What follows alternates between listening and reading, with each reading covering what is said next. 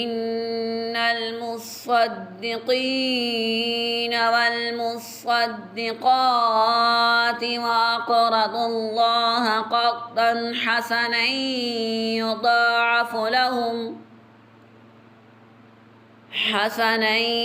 يضاعف لهم ولهم أجر كريم.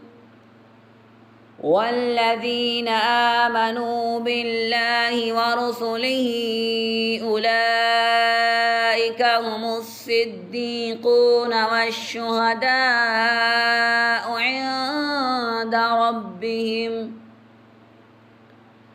لهم أجرهم ونورهم. والذين كفروا وكذبوا بآياتنا أولئك أصحاب الجحيم.